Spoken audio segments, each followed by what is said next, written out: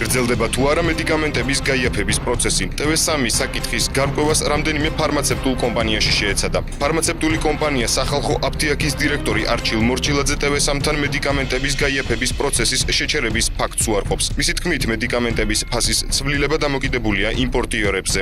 ამასთან აცხადებს, რომ პროცესის შეჩერება მიუღებელია. მისივე განცხადებით, ყველა ფარმაცევტული კომპანია ცდილობს მედიკამენტები დაბალ ფასად გაყიდოს, რაც კომპანიებს შორის კონკურენციას ზრდის.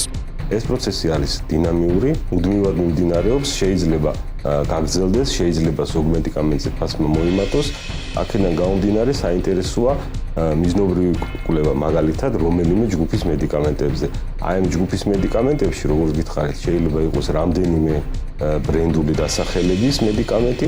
ზოგმა შეიძლება განიცადოს კლება, ზოგმა მატება. ფარმაცევტული კომპანია ავერსის წარმომადგენელიც TV3-თან აცხადებს, რომ კომპანიაში მედიკამენტების გაიაფების პროცესი არ შეჩერებულა. მისი თქმით, ავერსში მედიკამენტებზე ფასის კლება ყოველდღიურად მიმდინარეობს. ამასთან განმარტავს, რომ მათთვის მთავარია მომხმარებელს დაბალ ფასად მიაწოდონ ხარისხიანი პრეპარატები. ავერსის მსგავსად მედიკამენტებზე ფასების კლება არ შეჩერებულა ფარმაცევტულ კომპანია PSP-შიც. PSP-ს წარმომადგენელი TV3-თან აცხადებს, რომ მედიკამენტების მომწოდებლებთან კომპანიის მხრიდან მოლაპარაკებები მუდმივად მიმდინარეობს. მისი თქმით, კომპანიაში ფასები არსებულ მედიკამენტებზე პერმანენტულად კლებულობს.